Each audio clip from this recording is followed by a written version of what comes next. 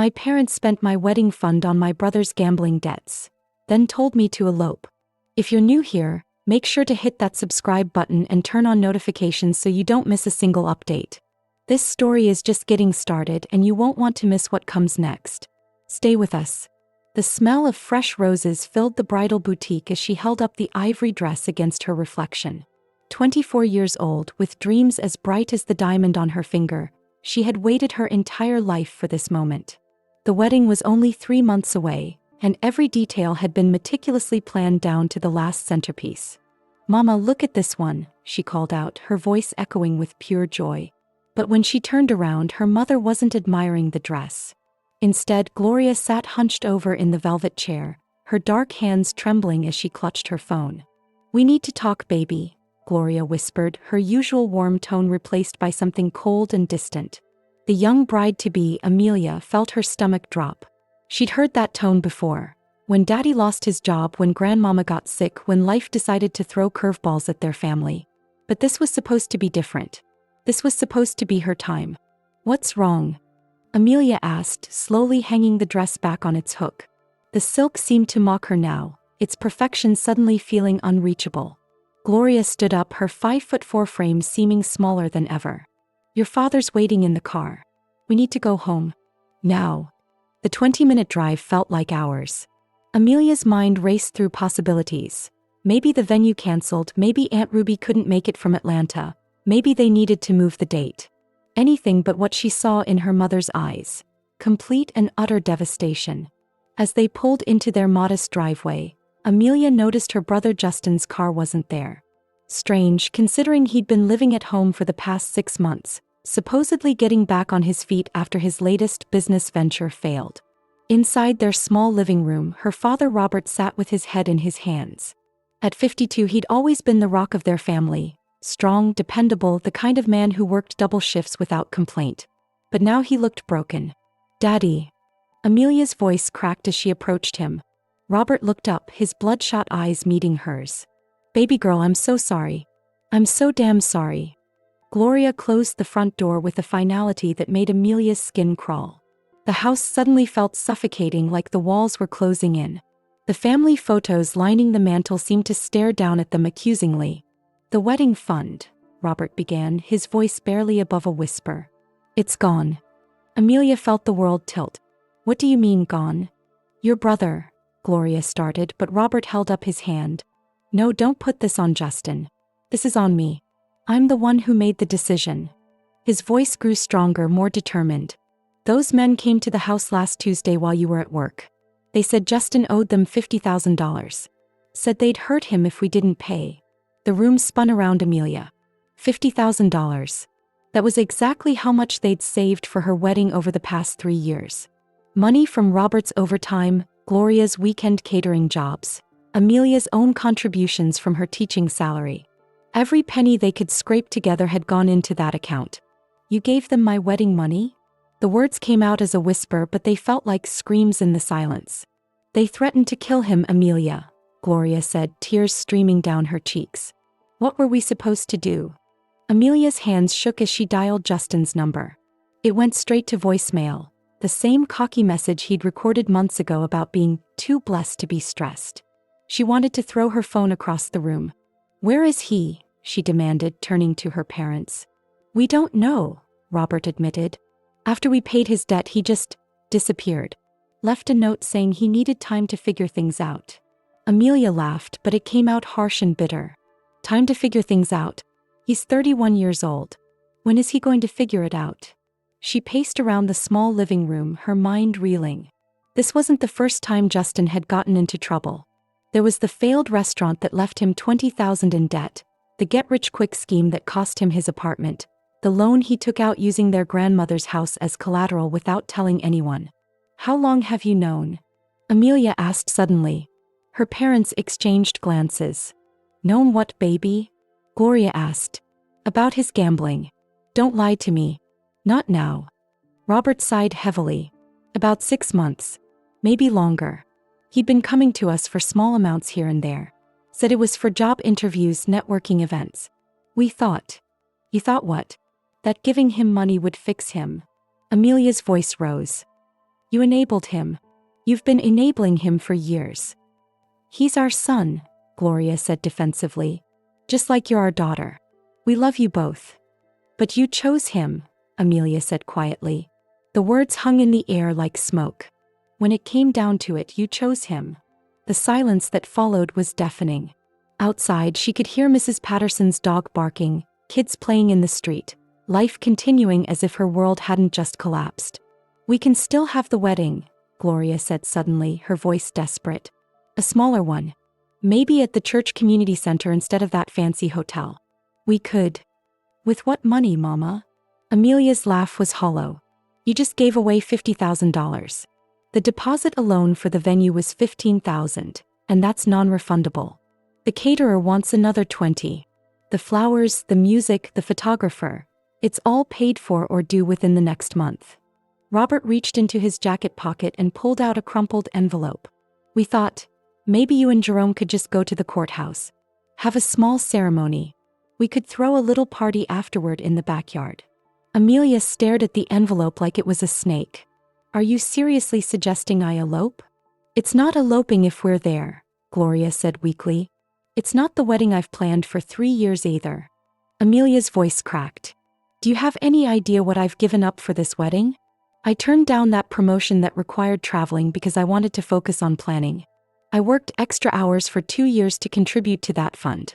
I've dreamed about walking down that aisle since I was 5 years old. She thought about all the plans she'd made with her fiancé Jerome. The way his eyes lit up when she talked about their first dance, how he'd insisted on the live band because he knew how much she loved music. The look on his face when they toured the venue for the first time, seeing her vision come to life. What am I supposed to tell Jerome? She whispered. What am I supposed to tell his family? My bridesmaids? Everyone who's already bought plane tickets and taken time off work. You tell them the truth, Robert said firmly.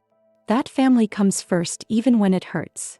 Jerome Williams had always been the calm one in their relationship. At 26, he was practical, level-headed, the kind of man who could find solutions to problems that seemed impossible. But when Amelia called him that evening, his composure cracked. They did what? His voice was barely controlled through the phone.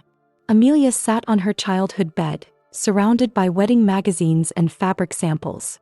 Everything felt like a mockery now. Jerome, I'm so sorry. I know how much this meant to you too. Amelia, baby, this isn't your fault. But your parents. He paused and she could hear him taking deep breaths. How could they do this without talking to you first? Because they knew I would have said no, Amelia admitted. I would have told them to let Justin face the consequences of his choices. And you would have been right. Jerome's voice hardened. This is ridiculous, Amelia. Justin is a grown man. He made these choices and now everyone else has to pay for them? Where is he anyway? Why isn't he here dealing with this? He's gone. Left some note about needing time. Amelia felt tears threatening again. Jerome, what are we going to do? The wedding is in 12 weeks. There was a long pause. When Jerome spoke again, his voice was different, distant. I don't know, baby. I need some time to process this. Time. Amelia's heart started racing. What do you mean, time? I need to think about what this means for us, for our future. If this is how your family handles major decisions, if they're willing to sacrifice our wedding for Justin's gambling debts. He trailed off. Jerome, please don't do this. Don't let them destroy us too. I'll call you tomorrow, he said quietly, and the line went dead. Unable to sleep, Amelia spent the night driving around the city looking for her brother. She checked all his usual haunts. The pool hall on 5th Street, the casino on the riverfront, even the apartment of his ex-girlfriend Tanya who'd thrown him out 6 months ago. Finally, at 3 a.m, she found his car parked outside Mel's Diner, a 24-hour spot known for attracting night shift workers and insomniacs. Through the foggy window, she could see Justin hunched over a cup of coffee, looking like he hadn't slept in days. You son of a bitch, she said, sliding into the booth across from him. Justin looked up, his dark eyes rimmed with exhaustion. At 31, he still had their father's strong jawline, but years of bad choices had aged him prematurely. His usually neat appearance was disheveled, his button-down shirt wrinkled and stained. Amelia. He said her name like a prayer, like he'd been hoping she'd find him. Don't. She held up her hand. Don't you dare act like you're the victim here. Do you know what you've done? I never asked them to. Bullshit. The word came out louder than she intended, causing other late-night diners to look their way. You knew exactly what you were doing when you got involved with those people. You knew Mama and Daddy would bail you out. You've been counting on it. Justin's shoulders sagged. You don't understand the kind of trouble I was in. These aren't the kind of people you can just make payment plans with. Then maybe you shouldn't have gotten involved with them in the first place. Amelia's voice cracked. Maybe you should have thought about the consequences before you bet away money you didn't have. I was trying to win big to pay back everything I owed them and have money left over to help the family. To help the family? Amelia stared at him in disbelief. You destroyed my wedding to help the family? Let me explain, Justin said, his voice desperate. It started small. Just a few hundred here and there. I was winning at first, Amelia. I was actually good at it. Nobody's good at gambling, Justin. That's the point. The house always wins. But I was different. I had a system. He leaned forward, his eyes lighting up with the same manic energy she'd seen so many times before. I was making money, real money. Enough to finally get my life together, maybe even help you with the wedding. Amelia felt sick. When did you start thinking about using my wedding fund? Justin's face fell. I never thought it would come to that. I thought I could win it all back before anyone found out. The debt it spiraled so fast. How fast? 6 weeks. The words came out as a whisper. I lost $50,000 in 6 weeks. The number hit Amelia like a physical blow. 6 weeks. While she was finalizing menu choices and addressing invitations, her brother was gambling away her future. Who are these people? She asked quietly. Justin glanced around nervously. Local guys. They run games out of the warehouse district. Real professional operation. When you owe them money, they don't just take your car or break your legs. They come for your family. So you let them come for mine. I didn't have a choice, Amelia. They showed me pictures of you leaving work, of Mama at the grocery store. They knew where you lived, where you worked. They said if I didn't pay, they'd hurt everyone I cared about. Amelia felt the blood drain from her face. They threatened me? That's when I knew I had to tell Mom and Daddy. I couldn't risk anything happening to you. Justin reached across the table, but Amelia pulled her hands away. Don't touch me, she said coldly. Don't you dare try to make this about protecting me. If you cared about protecting me, you never would have started gambling in the first place. The next morning, Amelia sat in Jerome's apartment, watching him pace around his living room. He'd been unusually quiet since she'd told him about finding Justin, about the threats, about the depth of her brother's betrayal. So these are actual criminals, Jerome said finally. Not just some guys running a friendly poker game. According to Justin, yes. Jerome stopped pacing and looked at her directly. Amelia, I love you. You know I do. But I can't marry into this family knowing they'll always choose Justin over everyone else, including you. The words hit her like ice water.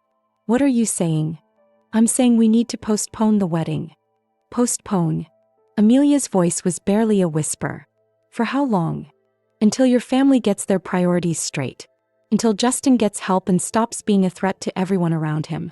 Until your parents learn to say no to him. Amelia stood up abruptly. So you're punishing me for their choices? I'm protecting us, Jerome said firmly. What happens the next time Justin gets in trouble? Do we sacrifice our first house? Our kids' college funds? Where does it end? It ends with me cutting them off, Amelia said desperately. Jerome, please. We can have the wedding at the courthouse just like they suggested. We don't need the big celebration. Jerome shook his head. It's not about the money or the venue, baby. It's about trust. How can I trust that you won't make the same choice they did when Justin comes calling again? Because I'm not them. Are you sure? Jerome's question hung in the air between them. Because if you were really different from them, you would have cut Justin off years ago. You've enabled him just as much as they have. The truth of his words stung because she couldn't deny them. How many times had she loaned Justin money? How many times had she made excuses for him to their extended family? I need time, Jerome said softly. We both do.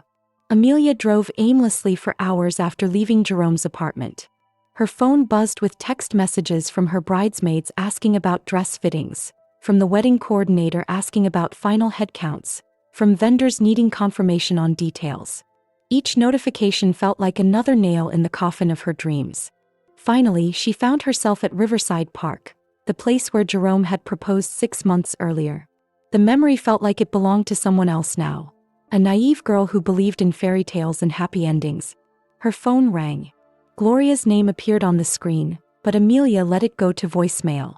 Then it rang again. And again. "What?" she answered on the 4th call. "Baby, where are you? Jerome called looking for you." He sounded worried. Worried? Amelia laughed bitterly. "Did he tell you he wants to postpone the wedding indefinitely?" Silence on the other end.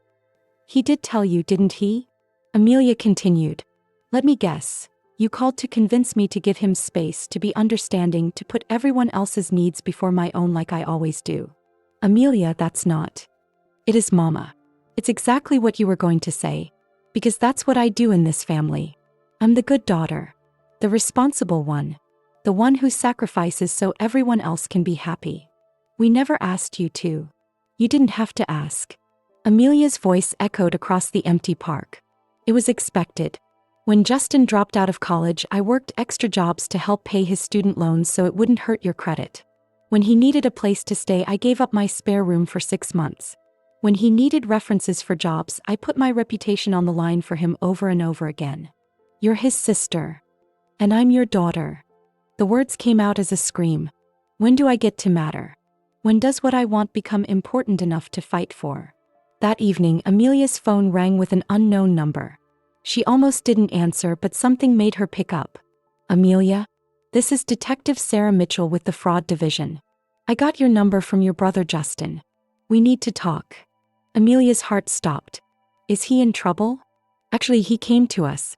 He wants to cooperate in an investigation we've been conducting into an illegal gambling operation.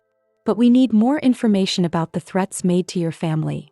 2 hours later, Amelia sat in a coffee shop across from Detective Mitchell, a sharp-eyed woman in her 40s who'd been tracking the gambling ring for over a year. "Your brother's debts weren't just to some local bookies," Mitchell explained. "This is part of a larger operation that's been targeting families across the city. They deliberately get people in deep, then use family members as collateral. So the threats were real? Very real. We've documented cases where they followed through. Your parents probably saved Justin's life by paying." For the first time in days, Amelia felt something other than rage toward her family. What does Justin have to cooperate with?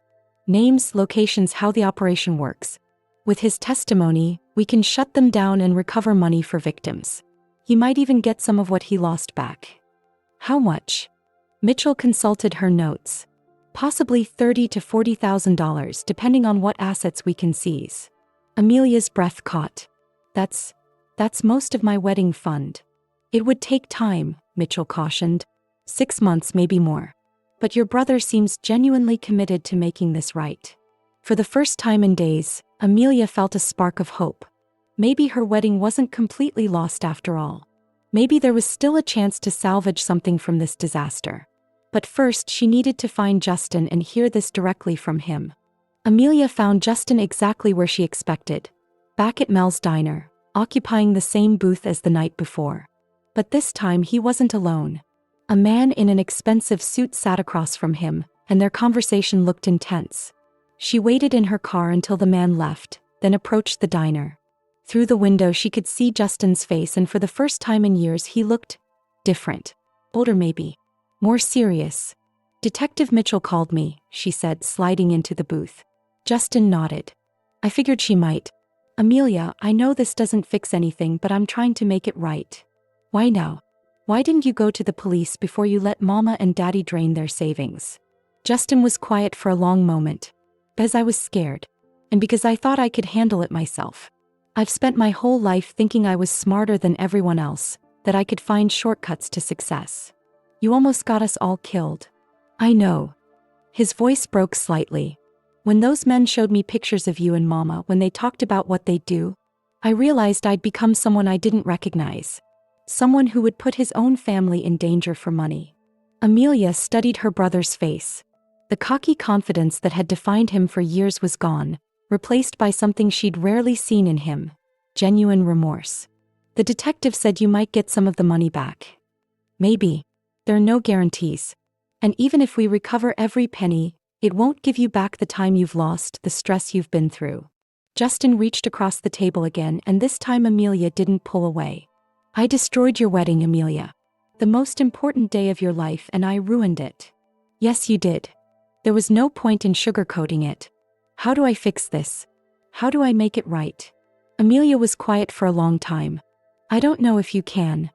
3 days later, the entire family gathered in Robert and Gloria's living room. Jerome sat stiffly on the couch next to Amelia, his jaw set in that way that meant he was trying to control his temper. Justin sat across from them, looking smaller than usual in the big armchair. Detective Mitchell had called that morning with an update. The raid on the gambling operation was scheduled for the next week, and early estimates suggested they might recover up to $35,000 from seized assets. That's still $15,000 short of what we need, Jerome pointed out. I know, Robert said quietly. And I know sorry doesn't fix anything. But Gloria and I have been talking. We want to take out a loan against the house to cover the difference. Absolutely not, Amelia said immediately. I won't let you risk your home for my wedding. It's our choice to make, Gloria said firmly. We made a mistake and we're going to fix it. By potentially losing the house you've worked 30 years to pay off? Jerome shook his head. This is exactly what I'm talking about. This family makes emotional decisions without thinking about long-term consequences. Watch yourself, son, Robert's voice carried a warning. No, he's right, Justin spoke up suddenly. Everyone turned to look at him. Jerome's right. This family enables my bad decisions and then everyone suffers for it. Including me. He stood up and walked to the window. I've been going to meetings. Gamblers Anonymous. And I've been talking to a counselor about addiction and family dynamics. The truth is, I've been using you all as my safety net for so long that I never learned to face consequences. Justin, Gloria started. Let me finish, Mama. Please. He turned back to face them. I'm checking myself into a residential treatment program. 6 months minimum. And when I get out, I'm not coming back here. I'm going to find my own place, my own job, and I'm going to start paying back every penny I've cost this family, starting with Amelia's wedding. The room fell silent. This wasn't the Justin they all knew, the charming, irresponsible dreamer who always had another scheme brewing. Where? Amelia asked quietly. There's a program in Georgia. I leave tomorrow. 6 months later, Amelia stood in front of the mirror in the bridal suite at the Riverside Inn, adjusting the same ivory dress she'd tried on the day her world fell apart. The venue was smaller than her original choice, the guest list trimmed by half, but somehow it felt more intimate, more real. Detective Mitchell had been right about the money. They'd recovered $38,000 from the gambling operation, and with the family loan, they'd managed to plan a beautiful, albeit more modest, celebration. You ready, baby girl? Robert appeared in the doorway, wearing the same tuxedo he'd worn to his own wedding 30 years earlier. More than ready, Amelia smiled, meaning it. The past months hadn't been easy. She and Jerome had spent weeks in couples counseling, working through trust issues and setting boundaries with her family. Justin had kept his word about treatment, calling once a week from Georgia with updates on his progress. As they walked down the aisle together, Amelia caught sight of Jerome waiting for her at the altar. His face lit up with the same joy she'd fallen in love with years earlier. They'd survived this crisis and somehow they were stronger for it. In the third row, Gloria dabbed at her eyes with a tissue while Robert beamed with pride. The seat that would have been Justin's remained empty. He was still in treatment, but on it lay a single white rose and a handwritten note. Thank you for not giving up on me. Love, your brother. As she reached Jerome and took his hands, Amelia realized that sometimes the most beautiful weddings weren't the ones that went according to plan. They were the ones that happened despite everything falling apart, the ones that proved love could survive even when families made devastating mistakes. I love you, Jerome whispered as the ceremony began. I love you too, she whispered back, and for the first time in months, the future looked bright again,